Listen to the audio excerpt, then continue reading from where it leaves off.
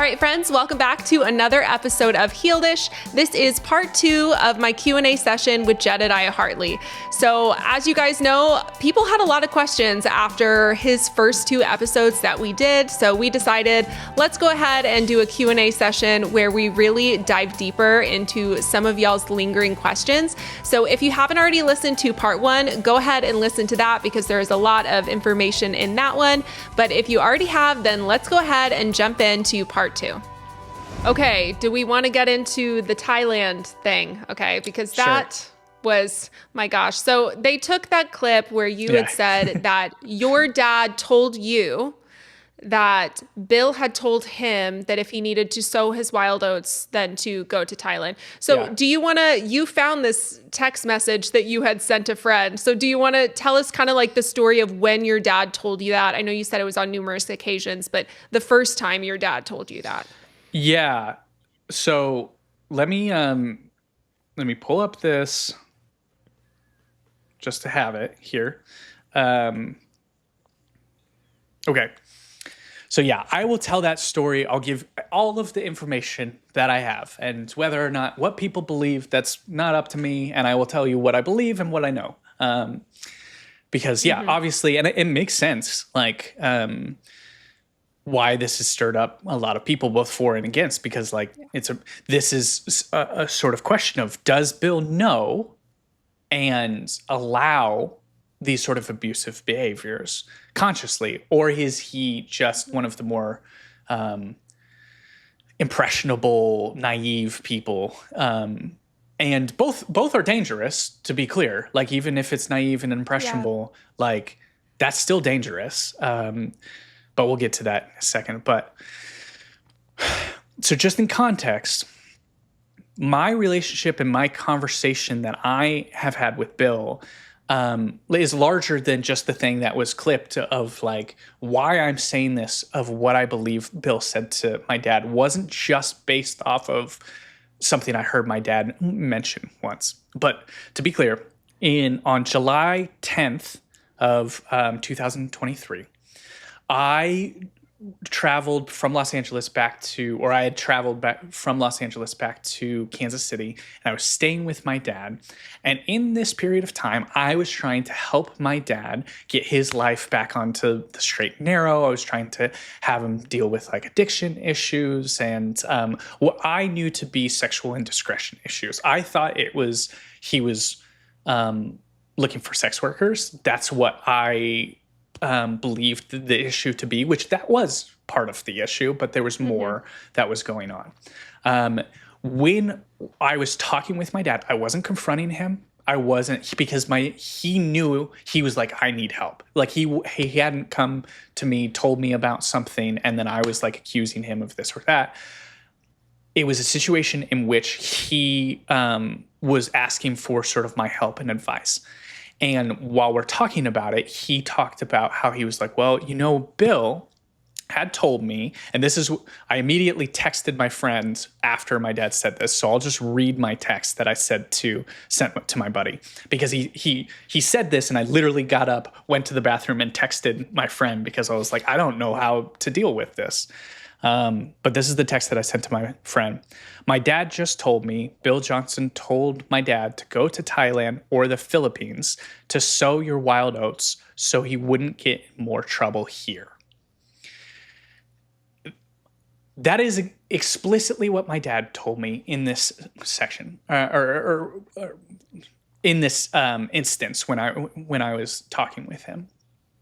He then went on to repeat that probably 3 or 4 times during the week that led up to us going out and visiting Bill in California. I want to be clear too, my dad is absolutely an unreliable narrator. He has at multiple times told me intimate details about other prophetic leaders that he shouldn't have told me if he was wanting to keep the information to himself. So like one of the things was, he told me long before my mother then told me and corroborated this, but my dad told me about the prophecy that Mike Bickle gave to several women about, Mike gave this prophecy about Diane dying, and Diane His wife. Diane is Mike Bickle's wife, and Diane was going to die according to this Mike Bickle prophecy, and that her death would open the door for Mike to then be Mike and whoever woman he was grooming to then get together. Now, this is an extremely, like, my dad told me that story. It very similar to this Bill Johnson thing. I didn't know what to do with that story because I was like, that is horrible. How is that okay? Are you telling the truth? My dad also told me. And it turned out to be true. It turned out to be true, and several women have since corroborated it, including my own mother, and I very much believe my mother. But like, so my dad has a problem of like oversharing too, where he will just talk about things that have happened to him.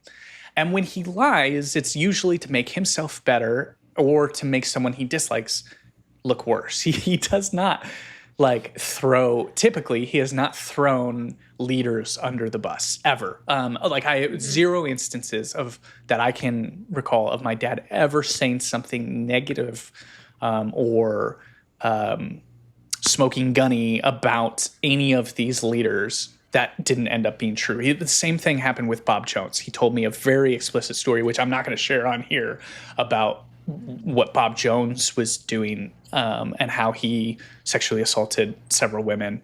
And it ended up being exactly and explicitly true. When my dad told me this about Bill Johnson, I still didn't know even though this has been a pattern of my dad oversharing and letting me into the sort of behind the scenes corruption.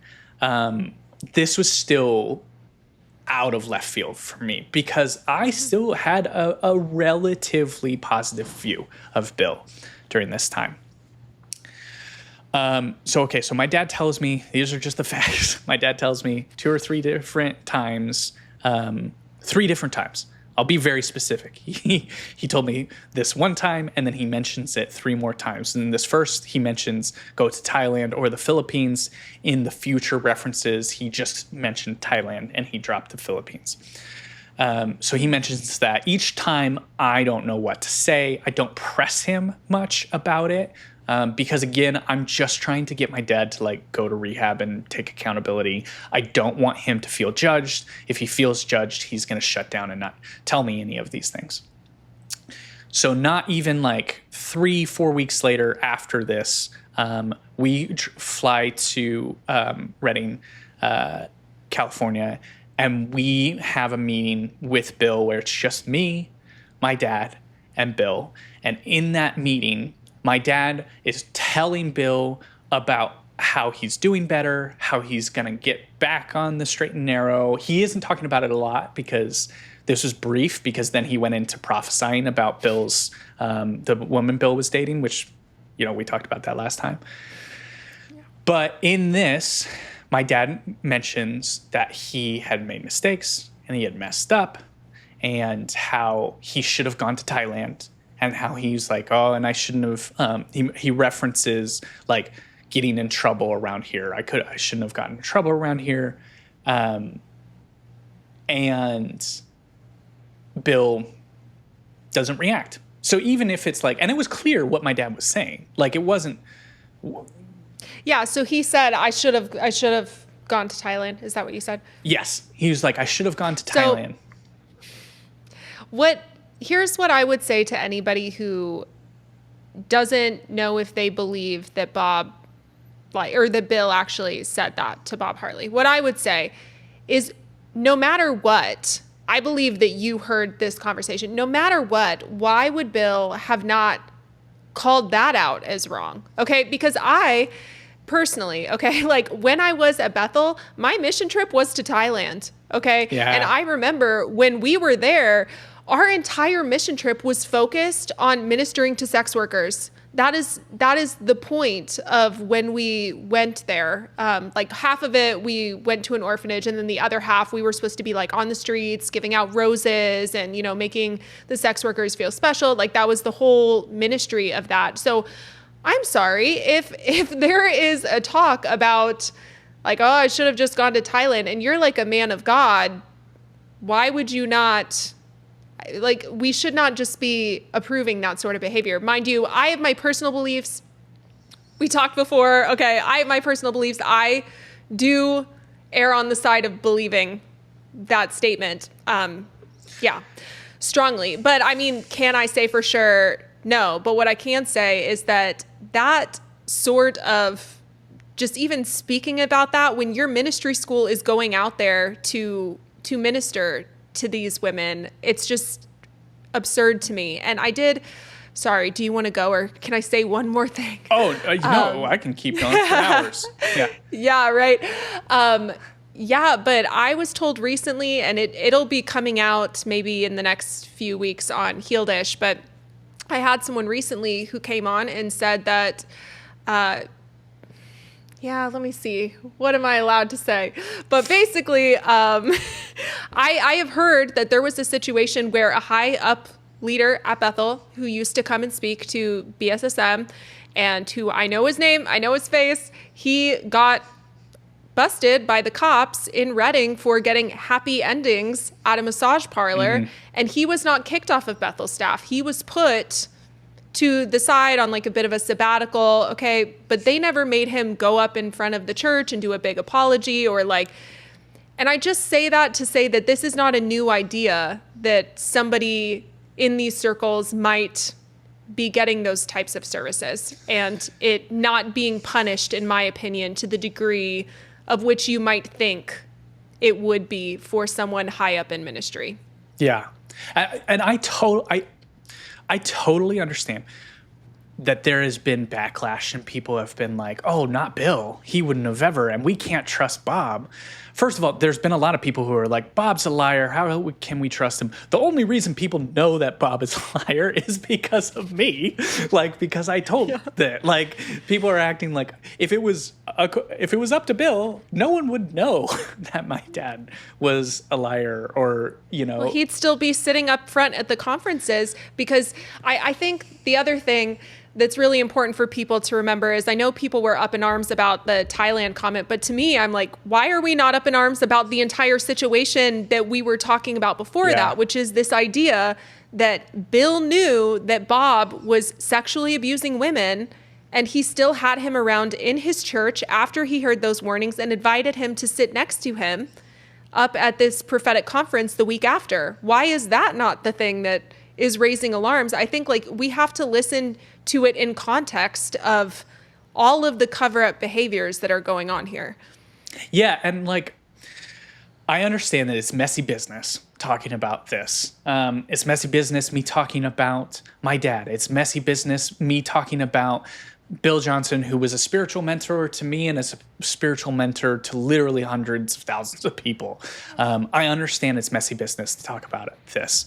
If these things are going on, which they clearly are, then this is the only way that it gets out. Like, there's the only way that any sense of accountability happens is by having these uncomfortable conversations.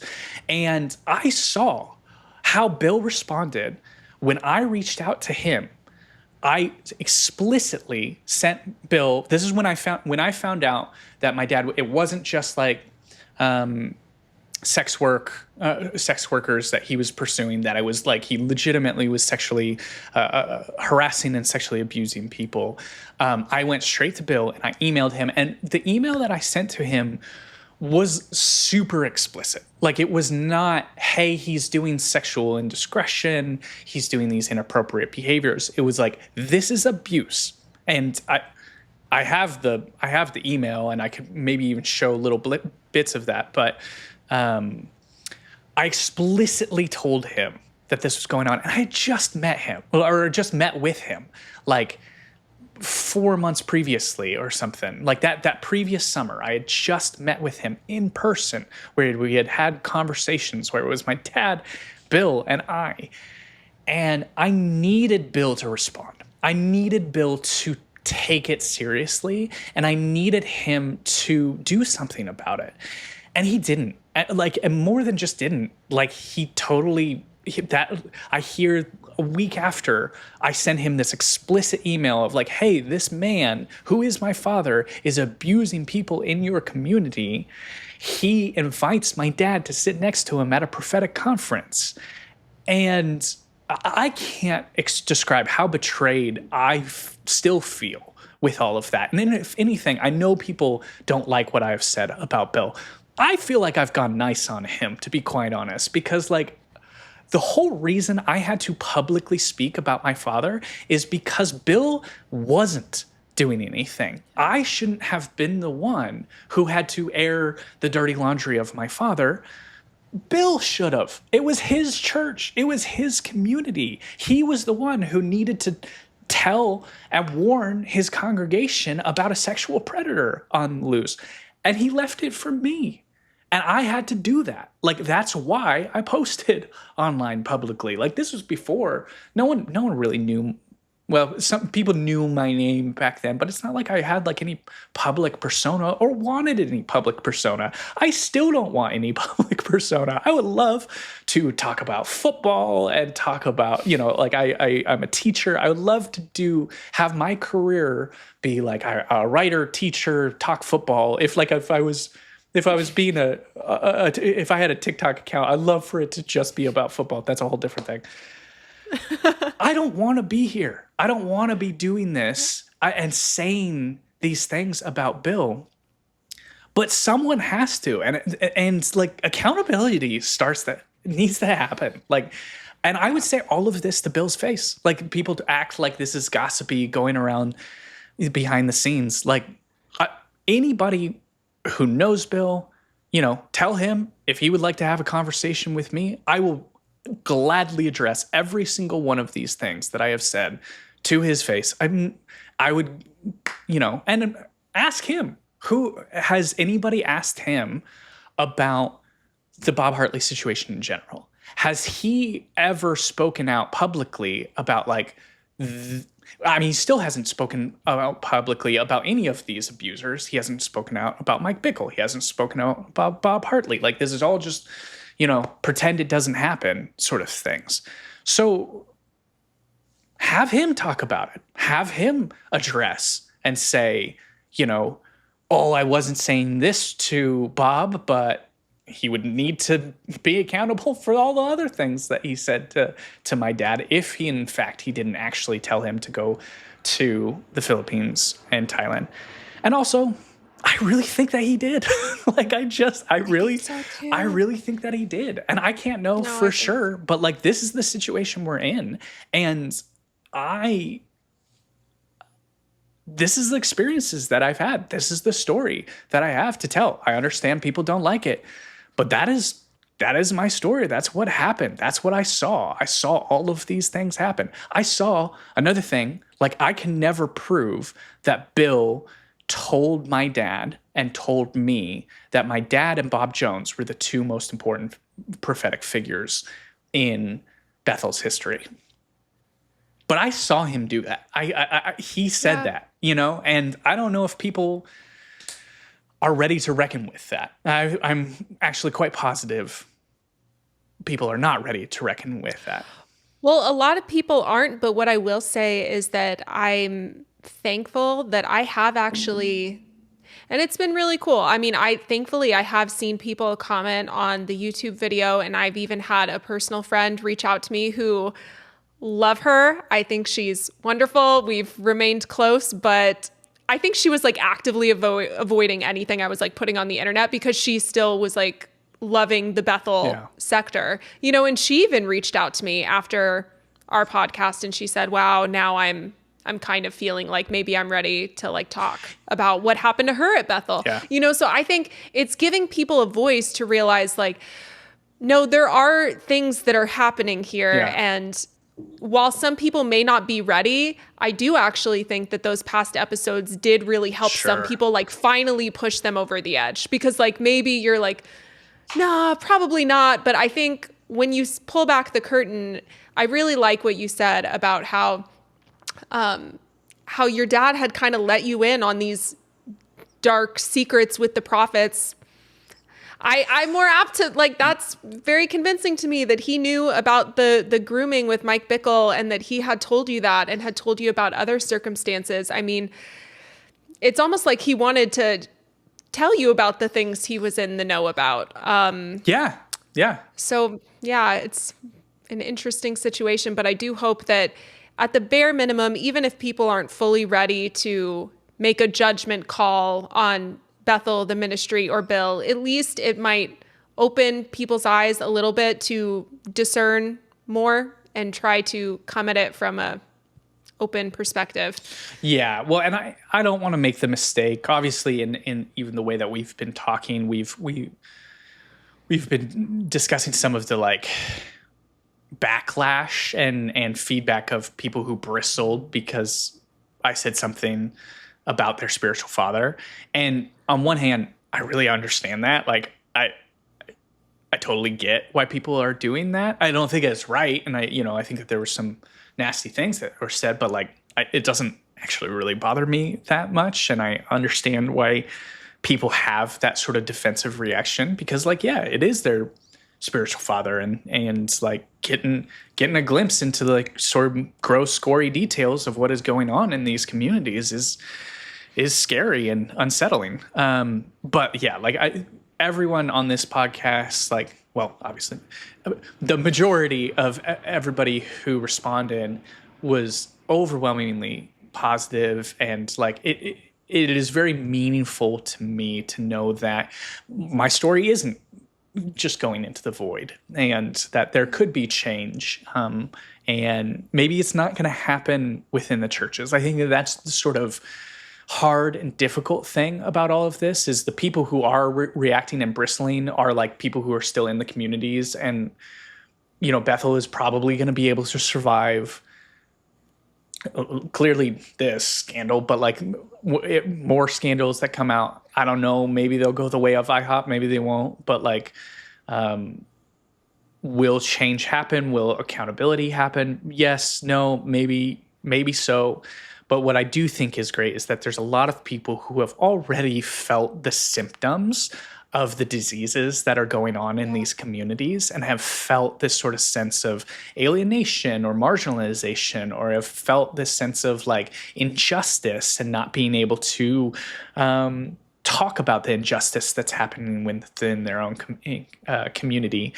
And I think that feeling permission to have that pain and know that it's valid and not, these communities are so gaslighting, like, and will just tell you a million different ways that what you're feeling isn't real and that God is only doing things and that there's never negative things and that there's never malicious, abusive people. And if they are, God's going to, turn them around for good and not really sit and deal with the reality of life and pain and abuse.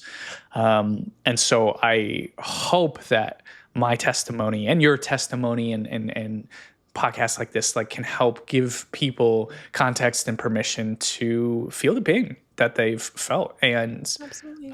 And like I know so many people are worried about loved ones and family members who go to these communities, and they should be. Like, it's not always a safe place. And I think giving some context to be able to like talk about that without feeling way out of left field is really important. Like, I think that I think of the people who were worried about me and my sisters growing up in IHOP and just didn't have any way to talk about it because they didn't want to be like, hey, we think you guys are in a cult, or like confront my mom and be like, hey, I think that your husband isn't actually prophetic and is abusing his children. Like having those conversations are near impossible.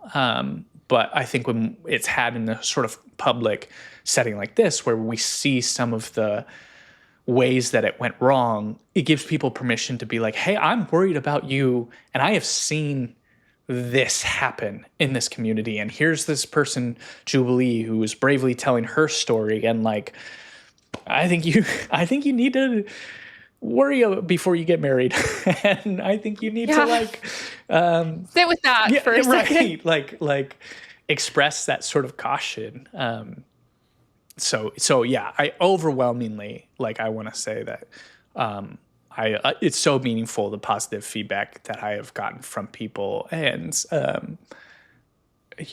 I'm bad at responding to people. So if people have messaged me and been like, it's so meaningful, that it was meaningful to me, I apologize if I have not responded to you. But yeah, like the positive, I don't want to like hyper focus on the negative feedback and not appreciate what good is happening. Yeah, same. I'm like, I've gotten lots of messages and I feel bad. I can't respond to all of them. I just wish I could, you know, but it's hard. But it's very meaningful because I think that, you know, whenever we do get the negative comments or pushback, it's nice to feel like it's all for something. You know, there are people out there who've also been gaslit, who also feel like maybe they're kind of crazy and we're all at least there for each other in a way. Okay, I have a few more. Do you still have time? I got plenty. Okay. It's I'm on the West Coast. It's great. Oh, it's later here. It's 8:05 where I am. Oh, okay. Yeah, if you don't have time, that's fine. No, I'm good for a bit more. Okay. So I was kind of confused by their question, but basically I think what they were talking about is the culture of honor. Yeah. What you make of the culture of honor. And then there was another question that's kind of similar with that, where it says, what impact do you think the prophetic and words of knowledge, even if disingenuous, had on favor in these circles?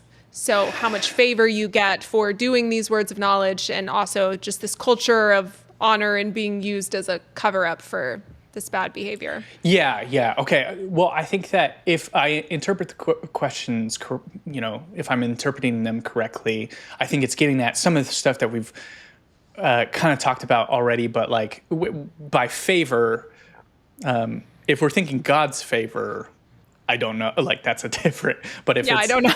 If it's talking about like favor and leadership, right. And I will say this, absolutely, my dad's prophetic ability opened all the doors for him. And this was part of the tension of it. Like going back to the first question about like the descent into madness that my father took, like he was a good storyteller too. And because it was stories, if it wasn't always true, it was more excusable and stuff, as long as there's gray areas with that, but big fish sort of tell these grand stories when it's not thus saith the Lord and it's just someone telling funny stories. But he was not a public minister in the New Apostolic Reformation community because of his stories. He was a minister because of his prophecy, and people liked his magic show and were shocked by his magic show. Every time I would go to it doesn't matter where we would go, people would come and they needed to tell me too. And they would tell my sisters, and they would tell my mom. They needed us to know how much my dad's prophecies had changed their lives. And so I just saw firsthand, that sense of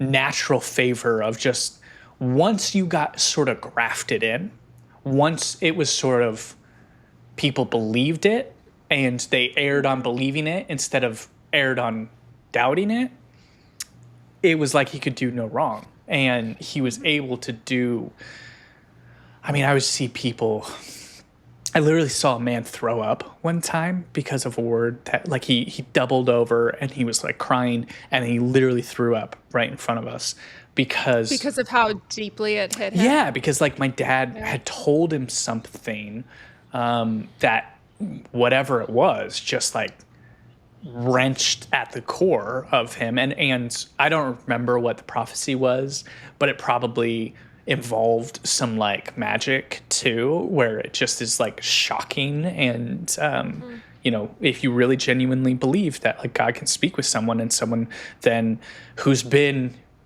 anointed by Mike Bickle and Bob Jones, and Mike Bickle, Bob Jones, and Bill Johnson, and all of these men have kind of like been like, yeah, God is speaking through this individual. They say something to you that knows specific, intimate details about your life.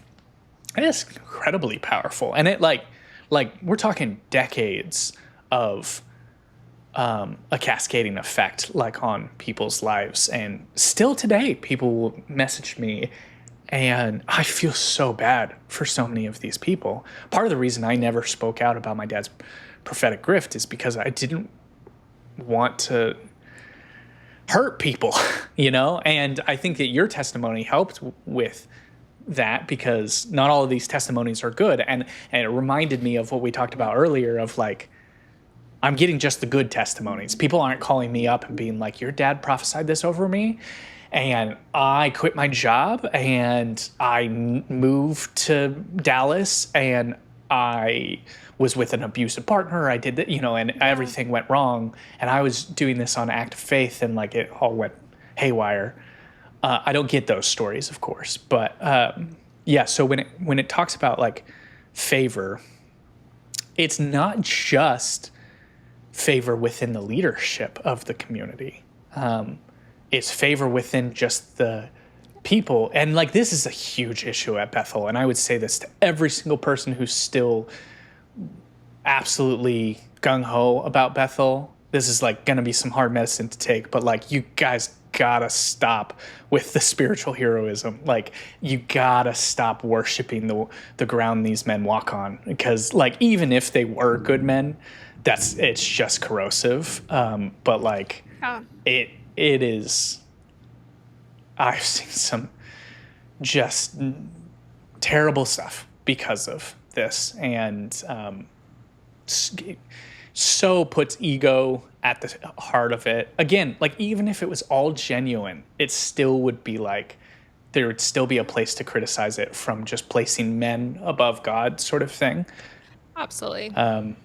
And yeah, so it's both the community. I try not to be rough on the community at Bethel and more critical of the leadership of Bethel. Yeah. But with this specifically, this is like, hero worship is just a problem.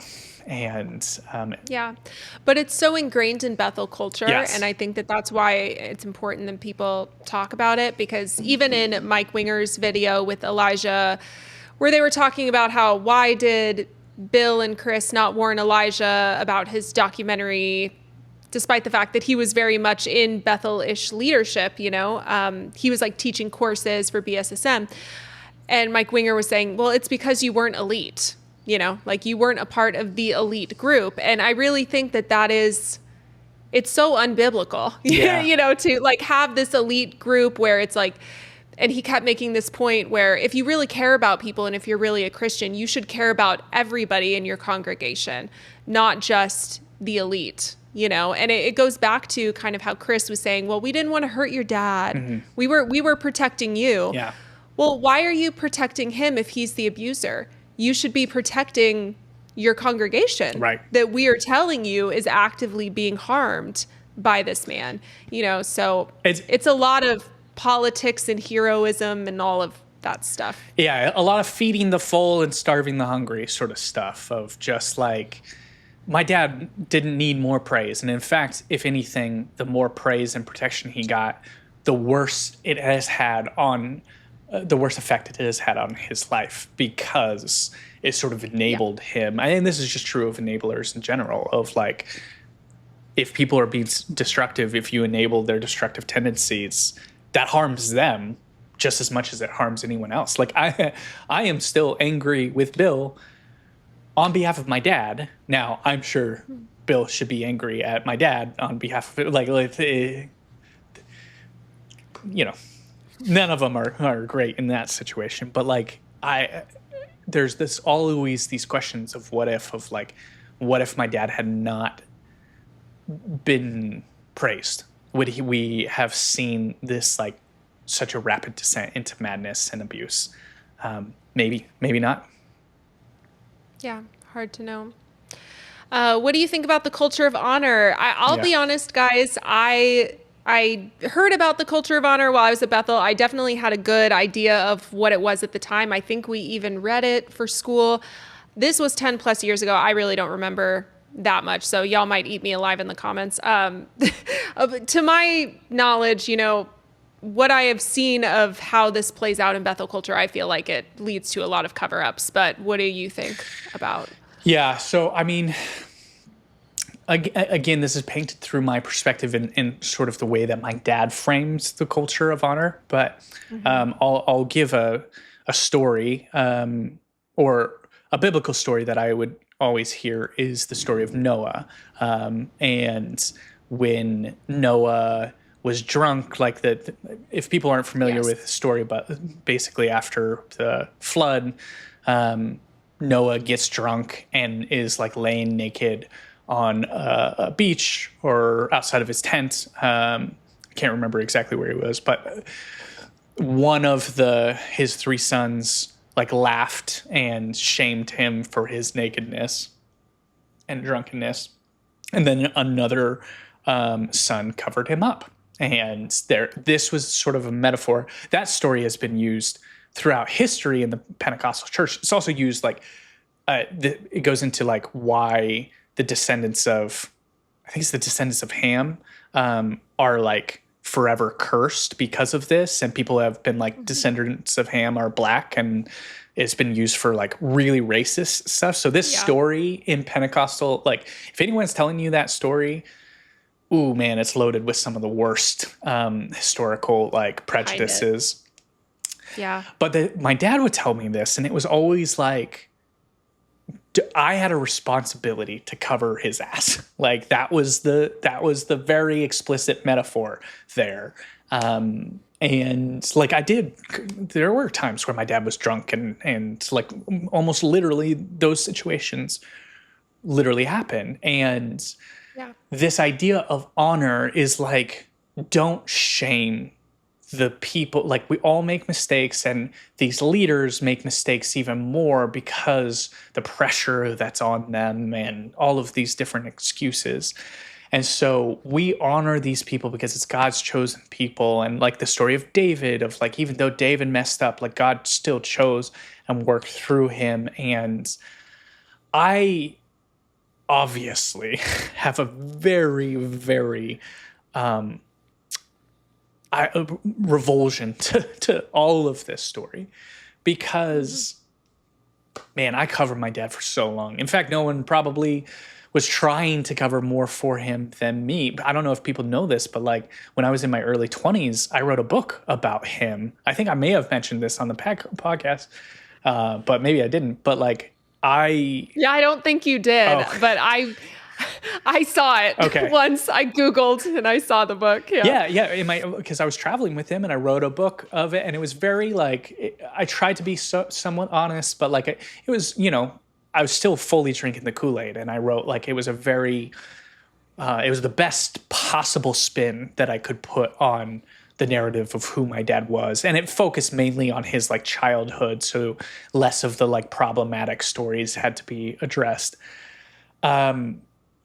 But like, I look back and I mean, what is done is done, but like, I wish that I had never done any of that. I wish that I hadn't covered him because he needed to be accountable for those things. He needed, like, the reason why shame is good sometimes. If you're shamed because you're drunken and you do something stupid, maybe you'll stop drinking as much, won't you? Maybe you will like.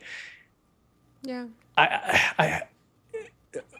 There needs to be measures of accountability, and whether that's shame or exposure, like that needs to happen. And also, like, it's not all about these men. Like, let's stop making these men's story the only stories we tell in life. The community needs to know what's going on with their leaders so that they can make right decisions about what churches to join, what prophecies they believe, what they don't believe. Like, you need to give people information so they can live their damn lives. And this glossing over and protection of the perception of the leadership only serves to enable the destructive patterns of these leaders and deceive the public. Like, that's just what it's about. And now I can't even remember what was even good about the culture of honor. Sometimes you think of, like, you grow up and you're like, how was I supposed to even, like, ever like this idea? Like, what was even, how do you even defend this idea of, like, honor these leaders? Like, it just is, they're getting millions of dollars. they're wealthier, so much money, they're well established, like, they have voices that are being broadcast across the world. Like, they usually have, like, if you're a young minister in this community and your voice is raised up, you have all sorts of people who want to date you and stuff. Like, the way is paved for the favor. Right. Yeah. You get your choice. No, it's so true. Oh my gosh. Because, just to have that favor in that community, it's overwhelming. And I think I want to reread Culture of Honor just to laugh at it a little bit. I started this TikTok series. I never finished it. Someone asked recently for me to finish it, which I should. But I was reading I Kissed Dating Goodbye, and I called it my cringe book club. Yeah. And I was like doing recaps of each chapter. It was so much fun. And I actually recently went on Josh Harris's podcast. Did you really? I did. It's going to be coming out soon. He saw one of my posts about purity culture, how my husband helped me heal from purity culture, and asked me to come on. And I was like, I actually have a book club where I'm making fun of your book. That's great. But he's so open to that because he hates that book now, and he feels very bad that he put it out there. Well, but as someone who also wrote a problematic book, not that problematic, but in my mid-20s, I can empathize with him. But oh my gosh, that's so true. And that's what I keep telling people. I say, I am just glad that no one gave me a book deal when I was 19. Yeah. And that's not to lessen the harm that his book has done. I validate anybody who feels like that book has had a horrible effect on their life. And I actually feel a little sad for Josh Harris sometimes, because I'm like, I don't know how I would handle that. Yeah. Being told by so many people that I've had such a negative impact on their life, that's very heavy, and I would need to go to therapy to work through that. But why did I bring that up? Oh, I wanted to read Culture of Honor, and I'm like, maybe that would be a funny one to do for the book club, to just tear it apart, because there is so many double standards. I know that at Bethel, there was a couple that got pregnant, I believe, in second year at the school, and they had to, maybe both of them, maybe just her, I don't remember, had to go and apologize to the entire class so that she could stay. And it's funny, and it's phrased as if that was like a very redemptive thing, but we don't see that same energy brought to the leadership. We see things swept under the rug. The guy gets happy endings, and that's not like really talked about, but the community, we're held to this standard. So I would love to see that energy brought to the leaders in the circle. Yeah. Okay. Let's see. Right. Sorry. What were you going to say? Just one last thought on that too, is like, people are always like, oh, it's so hard for the leaders. It's like, you could not be a leader. You could just not, like, you could just be like, this isn't for me. If you like don't want, and maybe you shouldn't be. And maybe you shouldn't be. If you're like, oh no, I need to be in a place where they're gonna protect me if I'm getting happy endings, and I'm in this like purity culture community and shaming women and doing all of this sort of stuff, and then I'm like hypocritically, pursuing sex work. Maybe you just shouldn't be a leader. Like, is that so bad? Like, all this, every time people want me to feel compassion for like oh, cancel culture and like these people being deplatformed. First of all, none of them actually get to be platformed, and none of them actually, like, it's kind of a myth. Mm-hmm. And two, like, okay, so you just have to live your life like everybody else, doing your, like not being a leader. Yeah. Like, oh no, oh, you're not a Yeah. pastor of Well, a it's like church. you should be held to a higher standard if you're in leadership. And I believe that's biblical. So I actually saw a video recently. Someone tagged me in it. And I think I saw it on a Bethel alumni group, and I really want to stitch it at some point because it's hilarious. Yeah. But it's Chris Valton saying how it's so wrong that leaders get raked over the coals when they make mistakes, Oh, and I that there saw should this be too. more empathy. He was talking about cancel culture too. Yeah. Yeah. And I'm like, okay, yeah, okay, sure. But all right. So somebody wanted us to do a deeper dive on the persona thing. I'm not sure that I have much more to say about that. But as far as like Heidi, Bill, Chris, and just these different personas that they take on to kind of sell their vibe. Yeah. I mean, this isn't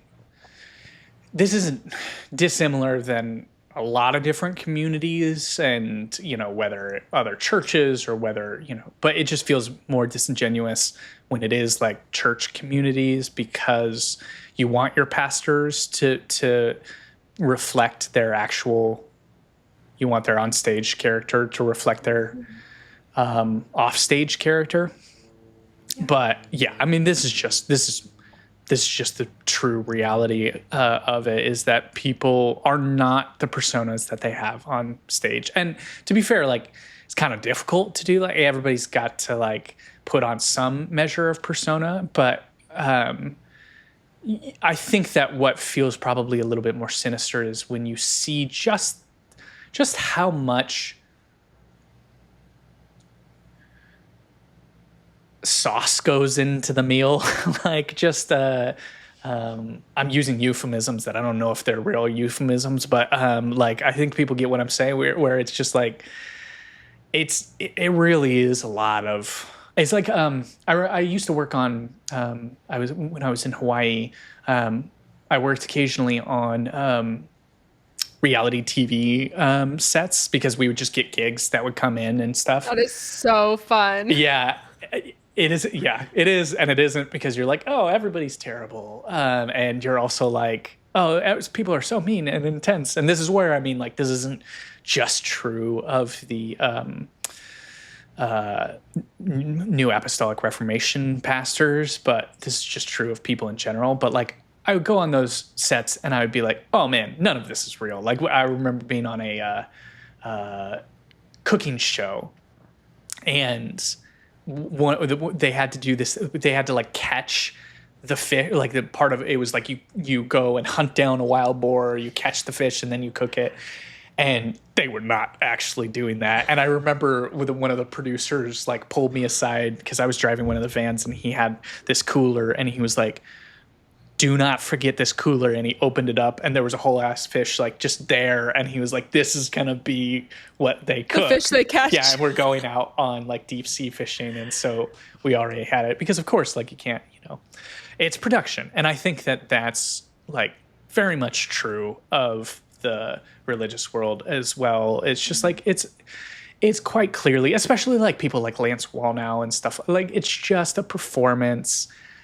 And what I will say on this is, like, it's not something that has been the focus of the sort of recent exposures of abuse that have been going on.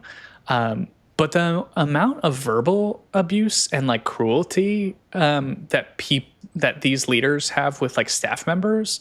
My dad was like this. Mike Bickle was like this. I mean, this was always the biggest thing that I was critical of my dad, is he was just really mean to people and like tear them apart, and then go up on stage and be like, God is speaking through me. Like, it's just nasty work. And like, I was reading about Sean Foyt, and I mean, maybe it's less disingenuous for him, because he's also kind of just mean on the pulpit too, but like, just these different people who build these personas around being people of God. Like, I think along with the like, can't be doing sexual abuse or sexual indiscretion, even just like, going to prostitutes or sex work, like just as that's disqualifying, I think being cruel to your staff is disqualifying too. Like if you can't do it. Like you can't preach the gospel and then go up there and it's just, I Well, and this is supposed to be the best of the best and the most Christian and most chosen people. And I wanted to share one story about Bill. This isn't about him necessarily being cruel, but I do think it's rude. And I think it shows like the celebrity culture that happens there. When I was at BSSM, one story he would always tell, and it was very like culty how he would tell the story. He would say, it's great that you're burning. I love seeing you burn and burn for God, but come back in 20 years and we'll get a coffee and you'll tell me how you're still on fire for God. That will be the true testimony. And he would tell the story all the time. Like, we'll grab a coffee in 20 years. Bill Johnson is not going to grab a coffee with anyone. Okay. And that's how I feel based on one girl that I just talked to. So like I said, her episode just came out. Her husband had toured with Jesus Culture. When they were around these circles all the time. And when they did conferences with Bill and Chris, there was one time where they went out to eat and specifically the elite people sat separate and Chris was like, okay, and they're going to go sit over there. Yeah. So it'll be a table of 6 and then those people are going to go over there. And it was very much, she said, I was in so many green rooms where it's like, everybody clear the room. Bill Johnson is coming. It's celebrity persona. When I talked with Jason Valentin about this, I had this long conversation with him about stuff that was going on with my dad, and I remember him being like, oh, it's just a big church. We can't, he was saying it for a couple of different reasons, but it's just this sort of like, we can't get into the details with everyone. And first I was like, because he was kind of big leaguing me and my dad, even like being like, we didn't deal with stuff with your dad because like we're a big church and there's a lot of prophets that come in and out, which was ridiculous because again, I was like, my dad, Bill just number 2 prophet. Yeah. Bill just said that, so like it feels a little disingenuous. But I remember talking with Jason and I was like, then don't be that big of a church. Like why do you have to be so big? Be smaller. If you can't manage it well, you can't be a part of the community that you are leading, downsize. Just, like it doesn't. Yeah. Then what's the point if you're not able to, not saying, I'm not here saying that Bill Johnson needs to have a 2-hour conversation with every person who wants to talk to him. I'm not saying that, but there is a certain level of kindness and not elitism. And I'm sorry, Jesus would not have been like, I'm going to go sit over here with the people who I like the most. Y'all go sit at the kids' table, which is how she phrased that it felt. Yeah. Is we're lesser and we're not invited. Yeah. Despite the fact that we just served at your conference, Totally. Yeah. Yeah. Okay, let's see. Can you tell us about Rise and Reclaim? Yes. I'm glad someone asked because I do a very poor job of plugging. But I guess it's been about a year, but about a year ago, a friend of mine, her name's Gracia, and she was a victim of abuse at the International House of Prayer. She has like spoken up very bravely about her story, and she was very actively involved in sort of advocating for victims of specifically sex abuse at the International House of Prayer. We had been working together for a while, and she wanted to launch this nonprofit organization, which is called the Rise and Reclaim advocacy group that works as an advocacy group for people victims of clergy, sex abuse, and just spiritual abuse in general. Because as you know, and there just is not a space for people who have experienced abuse to like talk about that. and get help and resources, because who do people go to when they're abused? If they're in a church community, they want to go to their church. They want all their counselors are in the church. And so if the people they need to talk about are the very people that they would need to go to, there's often like not a whole lot of space for them. And so we set up this advocacy group to be able to intake different people who are experiencing abuse. And then basically it's sort of an in-between of like helping get connected to counselors, or helping get connected to lawyers, or connected to a journalist if it's because there's definitely some more extreme stuff, and it's not just Christianity, and it's not for people who are just Christians either. Like if you have left the Christian world, and like some of the problems with some of these counseling groups that talk about spiritual abuse are very spiritual still, and it's kind of like bring you back to God thing. And frankly, that's not what people need all the time, or like that's not what people want. And so it's a secular group that also many people are still Christian. It's not like you have to be not Christian, but just welcoming to wherever you are at your journey. Mm-hmm. Yeah, so we've been doing that, and it is hard. It is hard keeping it afloat. So if anybody wants to donate, that would be fantastic. Because it's just there's a lot of need for it, but there's not a whole lot of infrastructure for it. Like we wanted to partner with churches originally, and then we were like, that's not going to work and stuff. So we're trying to do our best with that. Right now, our resources are limited, but for people who are listening to this who think that they know someone or they themselves might need that resource, I definitely should plug this more, because a while ago I was like, I wanted to be involved with this because I was like, I don't want to be someone who's just raising the alarm. I want to be doing things that I can to help provide some solution with this, and so. So yeah, that's the Rise and Reclaim advocacy group. That's awesome. Thank you for sharing. There's such a need for it, because I think that, and we've talked about it before when we talked about this, is that it's such a specific type of trauma that it's often hard to find the resources that you need to deal with this very complicated web. So it's great to connect people to resources that can actually help them in that journey. 100%. Okay. I should have asked this one before that, but this will be your last one. Okay. Okay. Do you think there can be real prophets and miracles? Is there anything that you saw and experienced that you can't explain? Man. No, like I'm thinking of very. I was like, do you want to go there? No. I'm thinking of a very like complicated answer, because it's hard to answer this question without diminishing other people's experiences.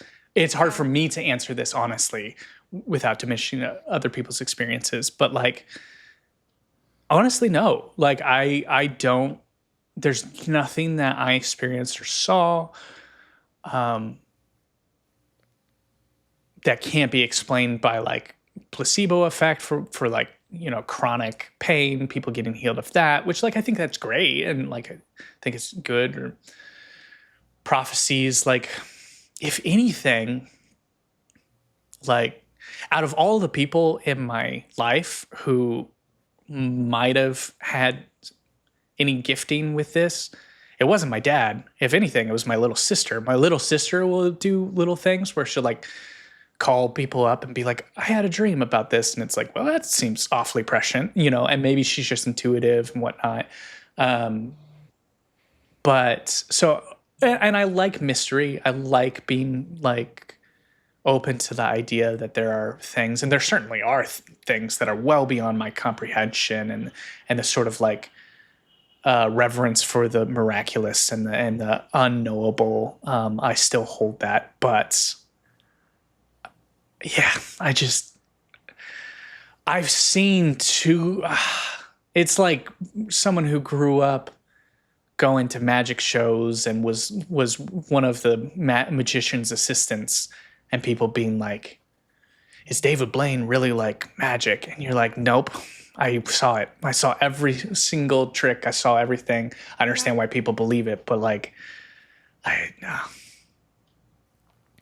Yeah, I think I won't get too much into my beliefs, but I do think that I'm also open to the miraculous and things happening, but I can say confidently, not anything that I saw at Bethel that I couldn't explain from something else. I never, and you would think that I would have seen some miraculous healings given the fact that I worked in the healing rooms and that I also went to a lot of conferences and we were doing treasure hunts. No, I've never seen like a healing. I think I convinced myself that my friend's leg grew one time, but like she could have shifted her hips, you know? I mean, that was a big deal at the time. People were like, put your legs out and we'll see if they grow. And, that's also, you know, I think back to some of these like very big miracles that people would talk about and like hype up. I would love to know if these healings lasted. Because there was a time where I went to the One Thing conference at IHOP and there was a woman there probably in her early 20s or so. And I swear for 4 to 6 hours, they were praying for this girl to get out of her wheelchair and to walk. And they were telling her to step in faith. Get up, step in faith. Like, and I'm telling you, there was like a group of like 40 people and they were there for like 4 to 6 hours. And I remember I left, I came back, they were still there. And it kind of ended with her being supported by other people and taking a couple steps. And I distinctly remember everybody going around and saying that she was healed. Yeah. I don't talk a lot about my job publicly, but I work with wheelchair users. I do a lot of work assessing patients and a lot of my wheelchair users can take a couple steps supported, you know, that doesn't necessarily mean that you're healed and that now you can walk. Wheelchair users come in all forms. I mean, some people can't walk at all and some, they need their wheelchair to be able to do their activities of daily living. And they have about 20 minutes of burst of energy that they can handle. And then they need their wheelchair for the rest of the day. So no, that was like one of the only ones where I was being told that I saw a healing and it didn't look very miraculous to me. As far as like the speaking in tongues, I have a lot of feelings about group think and stuff like that and the fire tunnels. But yeah, I mean, I'm not here to diminish anybody's experience. I do know a story from my dad, which I find this interesting because it was not in the charismatic circle, but my dad had some random woman come up to him at church one day at a normal non-denominational church and said, God told me that you're going to get a great opportunity, a job opportunity that's going to help your family this summer. And my dad ended up getting a job opportunity that helped our family and we really needed it. He got to be a principal over summer school. And my dad, who is not into the prophetic, not into the charismatic world, he really holds on to that and believes that that's true. And I can believe that's true. You know, like I think that spiritual things can happen. I'm not against like the spiritual, but I think this like manufactured word of knowledge kind of thing is where I feel I'm cut out of that.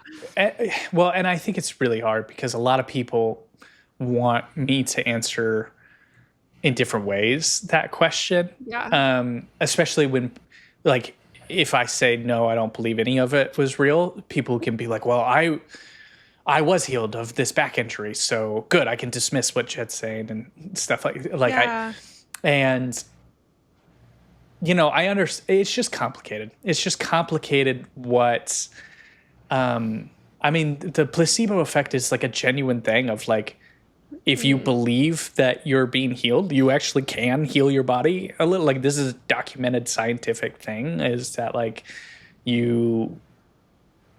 there is this sort of like effect of like, for certain, you know, your leg's not going to grow back, but having the strength to get up and walk a few steps and start on that sort of healing process of, doing the physical therapy to start walking. Like, I think that those are really real and don't need, any sort of supernatural explanation behind it. But for the things that are these like genuine supernatural, to the people who are like dead set, who are listening to this, who are like, I was healed, I had this back injury, and now I can walk, or, I had this prophecy, this person said it, I had never spoken it out loud, there was no way it could be Googled, this happened. Great.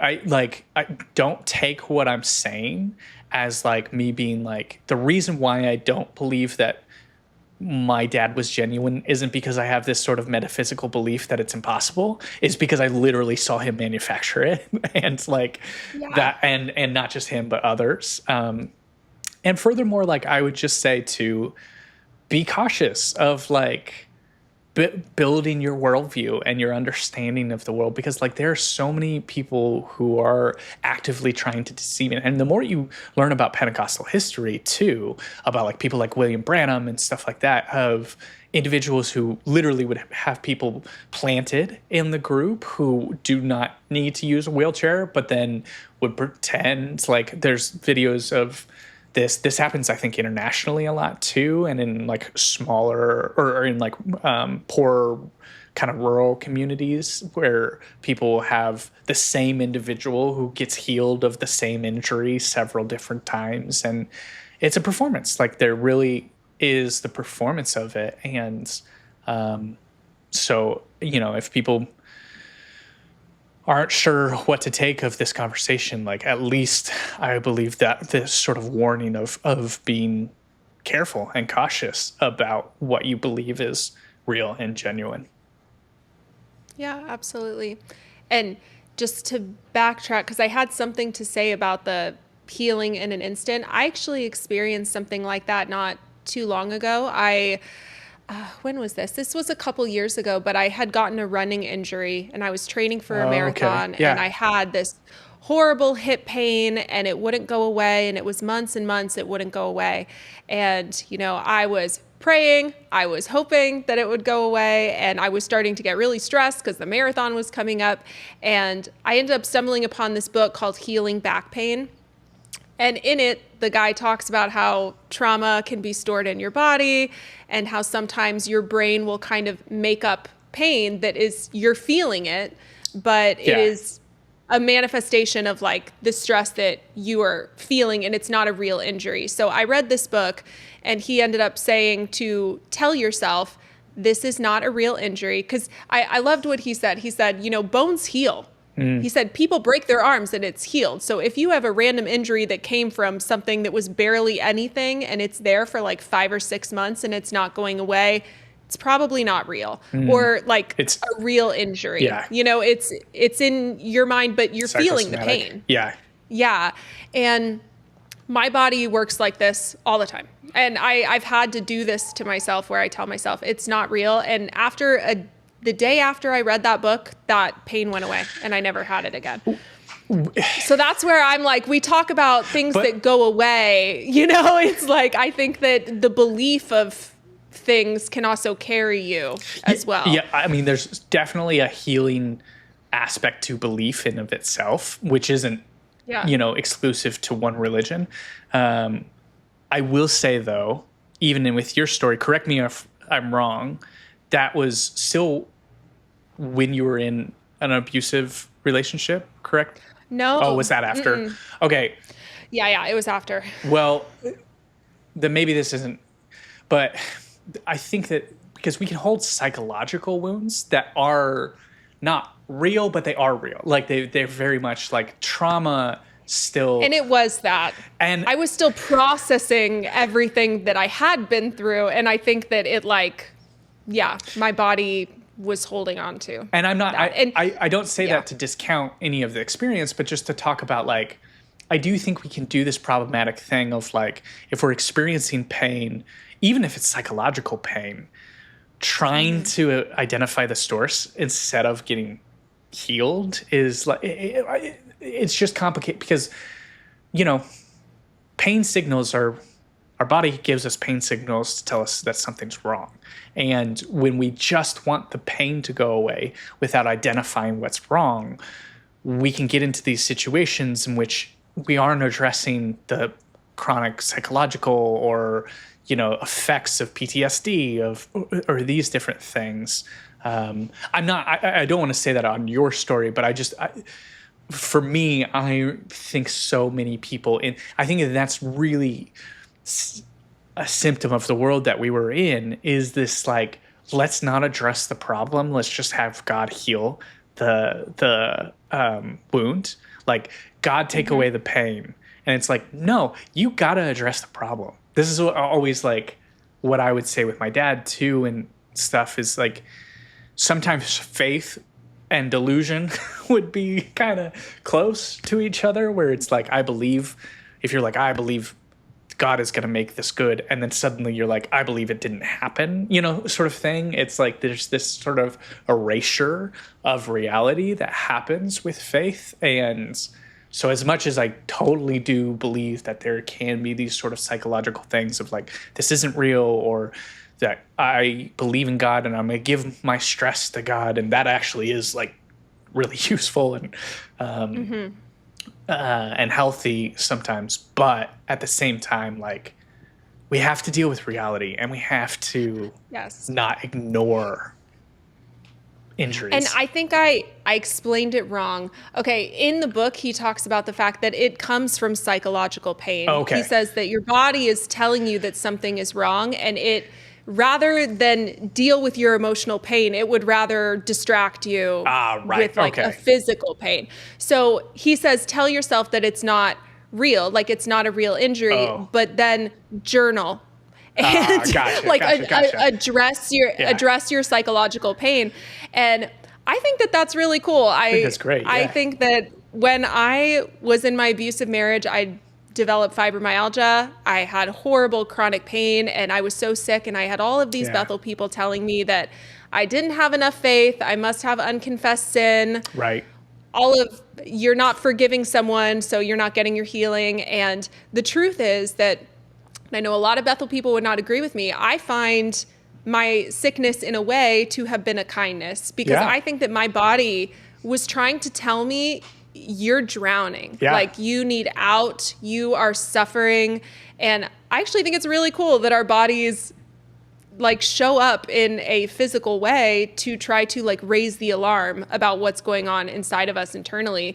And just what you were saying of the whole, do you really just want to be healed, or do we want to like get to the root of the problem? Right. And like be fully healed internally as well, because I think that there's reasons why our bodies react this way. So it's a good book. If anybody has any chronic pain that you haven't been able to heal, you have nothing to lose, in my opinion, by just reading that book, or The Body Keeps the Score, or some of those books that talk about that. Yeah.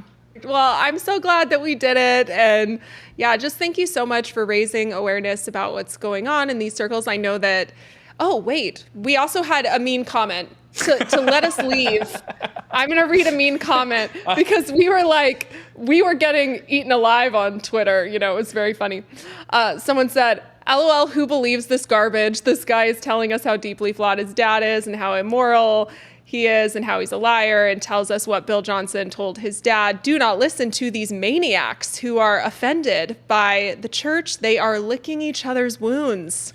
So that's a fun one. And basically a lot of that, and people saying that you're supposed to go to the elders in a group of two and like all of that sort of stuff. We got a lot of those comments. Yeah, which obviously they didn't listen to the whole thing about how I definitely did go to all of the elders and talk to.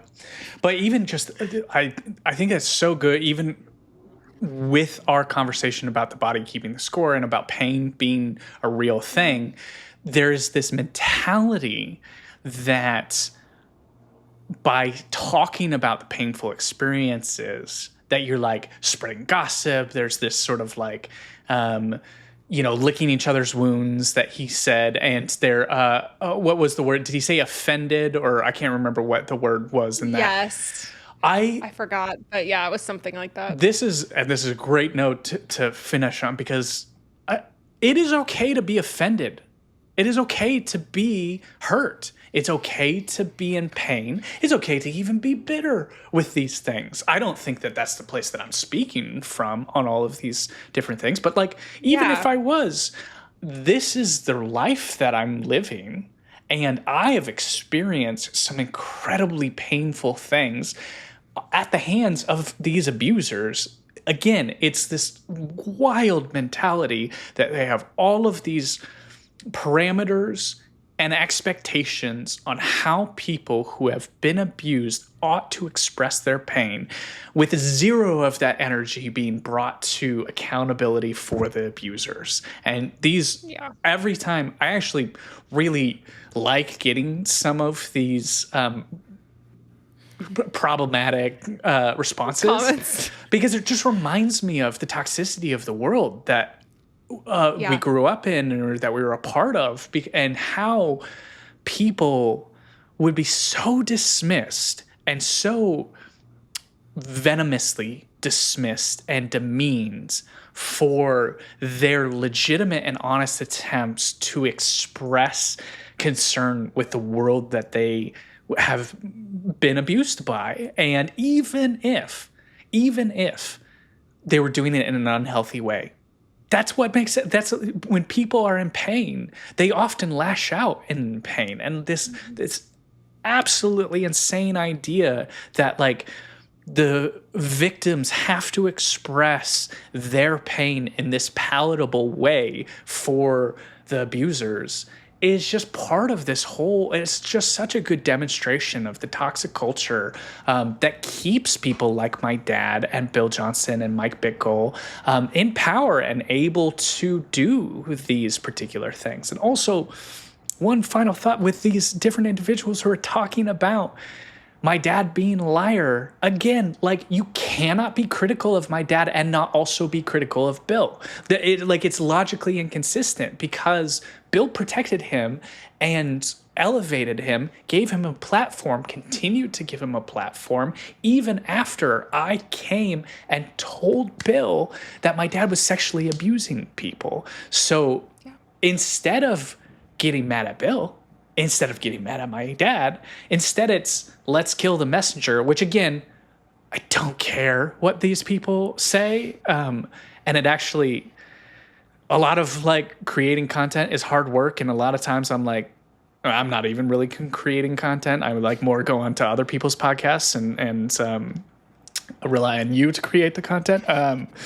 But a lot of times I'm just like, I want to go back to like writing my own books, like fiction. I want to write fiction, and I want to teach kids chess, and I want to like not do any of this stuff. Real. And these trolls, they keep me going. They keep me fed, because I'm like, okay, all right. There's more to do. There's a reason to get out of bed in the morning and write about some of this stuff, because I'm like, okay, yeah, this is kind of a little bit of a battle. Like, there really is. We're fighting against some like really toxic beliefs and structures. And also, this is a totally different thing, but I've called out several individuals, and no one's ever taken me up on this, but I've been like, do a video chat with me. Say what you said in your comment to me face to face. Not so that I can argue with you, but just like, I think that you wouldn't say this if you, I don't think you have the courage to say this, but you're saying it behind the screen. And then if you did have the courage to say it, you would have to validate the things that you're saying. Like, you would have to, I'm going to push back and be like, you know, and I've been given like an open door to people who are really nastily, if that's a word, critical. Because it's like, you know, these are real people and real situations. And like, you know, it's easy to be an internet tough guy protecting poor Bill Johnson. But, you know, like, 'cause he needs it. Right, he needs it. But so much of the conversation is in this world, and so much of the power is built around victims being entirely silent. And when victims and advocates of abuse, like my, you know, advocates of abuse victims speak up, it kind of breaks a lot of the world, and there's not a whole lot of good responses, it's only get them to silence, like get them to ignore or silence it. Like I still yet to have any coherent conversation with any leader who like has talked with me about any of these issues. I mean, I talked with Chris and Jason briefly about, sort of what was going on with my dad, but that was a much more practical, like, this is happening, we need to make it stop sort of conversation. Mm-hmm. I'm yet to have Bill or even like Bob Frazier or these other people who I grew up with be like, hey, I don't like what you're saying, and here's why. Because you can't really talk about it.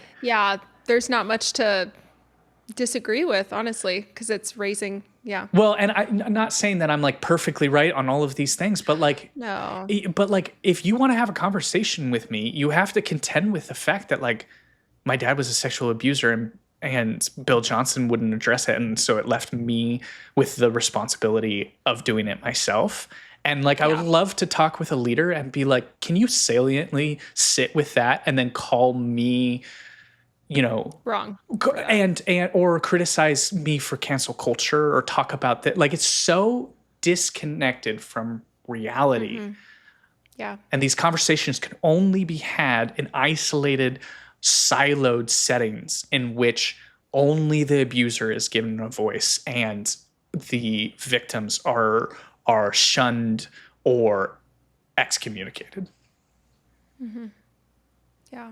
Super positive note to end on. Wait, I remembered one last question that is a positive note. Okay. People loved your curls. Oh. And they want to know what your curly hair routine is. And we can share because I have a curly hair routine. My hair is all frizzy today. Well, I'll tell you what was not on my routine is going and working out and then not showering before you get on a podcast, because that is what I did today. I can't tell. Yeah. It's fine. Yeah, okay. That's nice.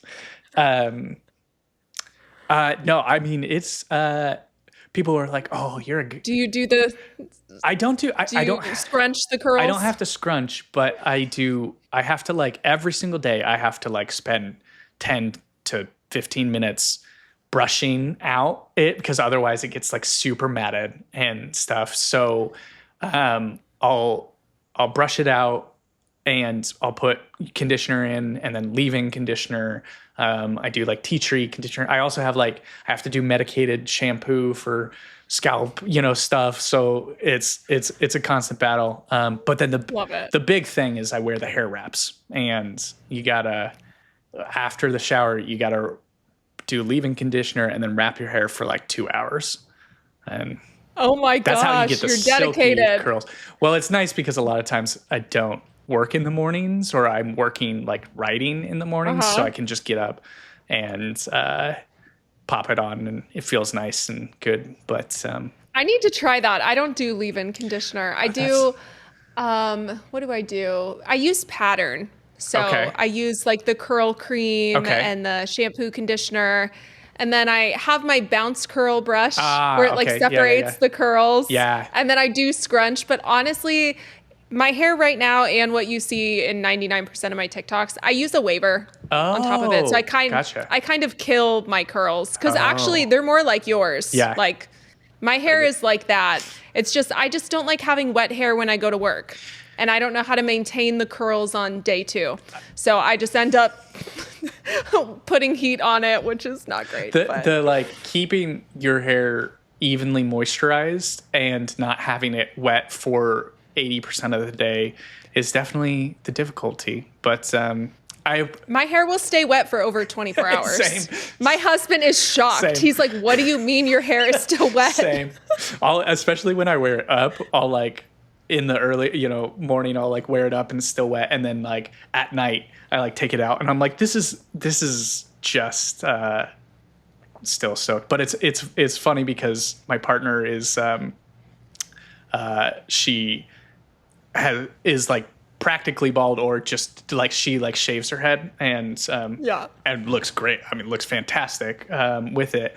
But we'll walk and constantly people will like see us from behind and then they see us from the front. And there was one time we were in West Virginia, I think, if we were traveling to her family, and we stopped off at this like little city fair, and there's this little girl who like ran up behind us, and she like turned around. She had clearly like come from behind us and like turned around to see us, and she clearly expected to see a woman and a man, but not in the way that yes, switched. Yeah, so and it kind of broke her brain a little bit, but that is hilarious. it's kind of nice because you can only have one high maintenance hair person in a relationship. I don't know. My husband has long hair. Oh, maybe that's great then. But his is low maintenance. Oh. He just walks out and his hair just stays like that. But that's nice. Yeah. Thank you so much for coming on, though. I'm so happy that you were willing to come back on and answer the questions that the people wanted to know. And honestly, anything to get people to talk about this stuff more, I am all about it, because I think that there are a lot of people invested in getting this stuff swept under the rug. So if we can make it as difficult as possible for that to happen, I am all about it. Yeah. I mean, I think that, like I said, so much of the power structure is built around people not talking, and only specific testimonies ever being told, and only specific individuals ever being given authority. And like, that kind of breaks when people start talking about it and like holding it accountable, and having these conversations, not dismissing these conversations by using words like bitterness and dismissive words. Yeah.